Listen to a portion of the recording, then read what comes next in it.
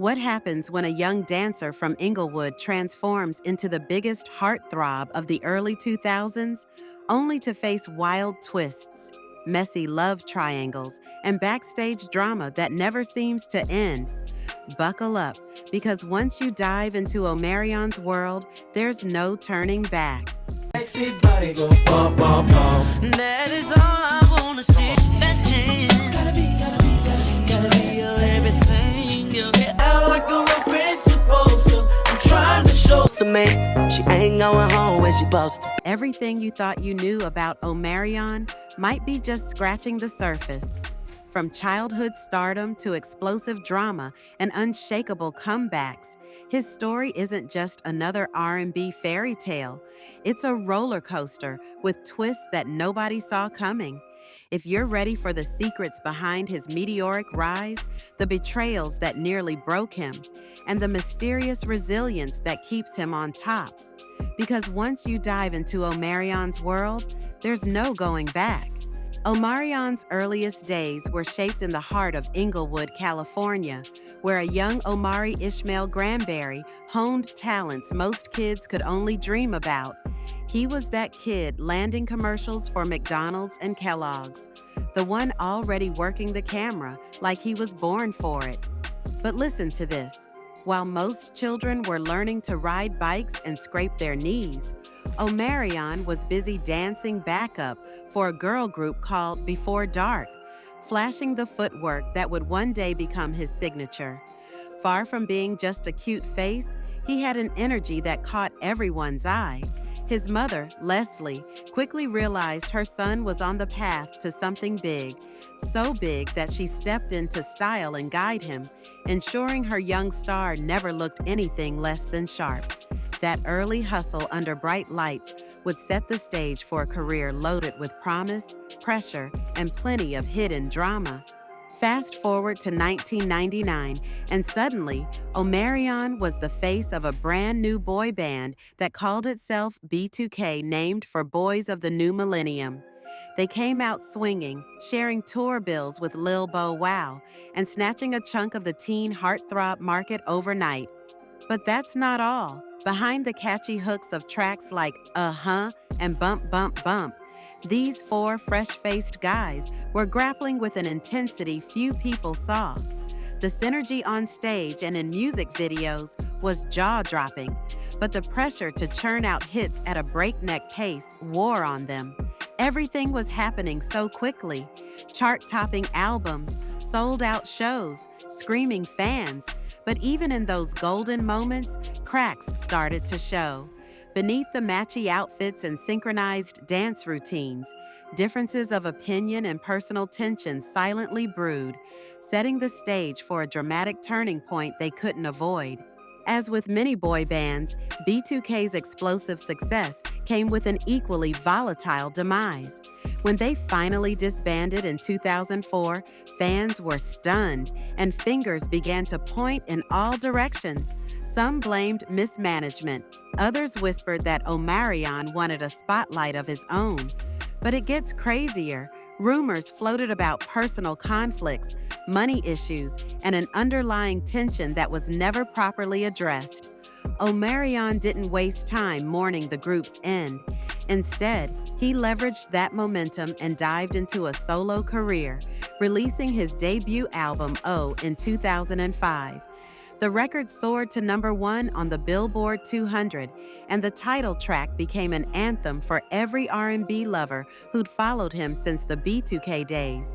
For many fans, it looked like Omarion was leaving drama behind and launching himself into a brand new chapter, one in which he held full creative control and stardom came solely under his own name. In the midst of building a solo empire, Omarion began flexing more than just vocal chops. He took on Hollywood with roles in flicks like You Got Served, a dance movie that became a cultural phenomenon, especially for anyone obsessed with choreography battles. But listen to this, he didn't stop there. The big screen was just one platform for Omarion's ambition as he dabbled in comedic roles, lent his voice to animated projects, and even showed up in reality TV spots that let fans into corners of his personal life. This expansive approach turned Omarion from a mere pop star into a multifaceted entertainer who could captivate audiences beyond the world of R&B. Critics noted how easily he shifted from serious acting to comedic timing, all while preserving the smooth stage persona that fans adored. By then, his presence was inescapable. If it wasn't his music tearing up the charts, it was his face on TV and his name buzzing on social media. Despite his outward success, Omarion's relationships with music labels weren't always star-studded and easy. After a stint at Sony and a deal with Young Money, he realized the partnership felt more like an afterthought, with Drake, Nicki, and Lil Wayne hogging the spotlight. But here's the reason this is happening. In a label stacked with superstar egos, creative control can slip right through an artist's fingers. Omarion wanted more artistic freedom, and friction only grew when his advance checks didn't arrive on time.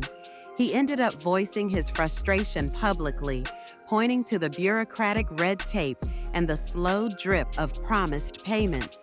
It was a wake-up call that not even a Grammy-nominated R&B singer is immune to behind-the-scenes business headaches.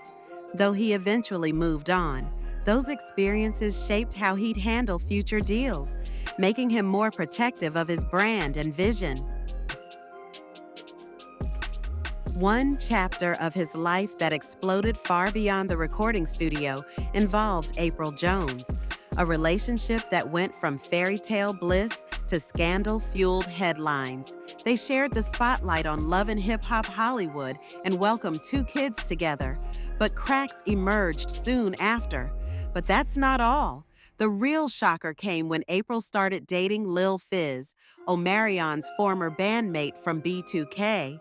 Social media had a field day, painting Omarion as a man caught off guard by a betrayal of epic proportions.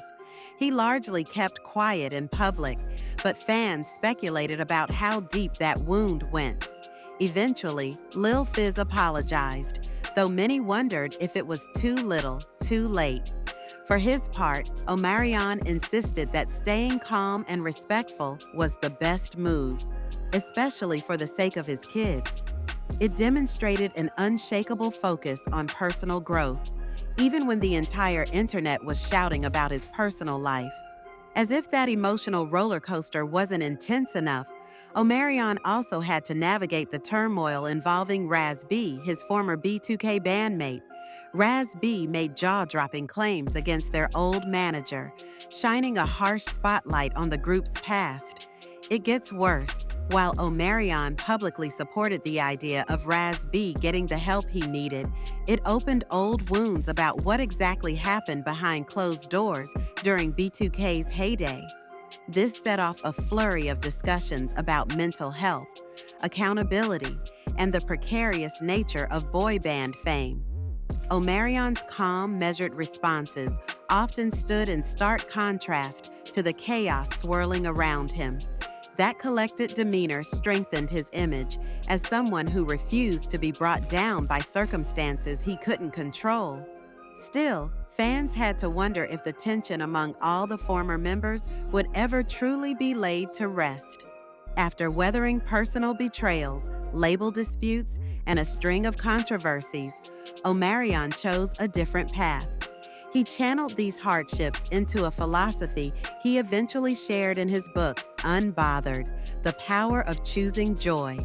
This move showed a man determined to stand above pettiness and negativity. But listen to this. The transformation didn't just exist on paper. It played out in how he carried himself, co-parenting with April, staying focused on his music, and building an empire through his own company, Omarion Worldwide. He embraced spirituality and wellness, openly discussing meditation, self-care, and mental fortitude. For fans who'd watched him grow from a teen idol to a single father juggling public drama, it was a refreshing direction. His unbothered mindset underscored the idea that the best form of revenge, especially in an industry built on spectacle, is genuine inner peace. Most celebrities in his position would be jostling for bigger spotlights, yet Omarion seems unhurried by the industry's rush to claim fame at any cost. He's found a stride that blends professional ambition with a more peaceful, mindful approach to life. But it gets crazier. Even as his name headlines major tours, rumors swirl that he's in talks to produce a documentary exploring everything from B2K's chaotic beginnings to his own spiritual journey. If that happens, it could finally shine a revealing light on the questions fans have debated for years. How did he endure so much turmoil without losing himself? And what keeps him pushing forward when others might have quit? For an artist who's evolved from boy band star to soulful visionary, the next chapter promises more than just fresh music. It promises answers to the mysteries that made Omarion a legend in the first place.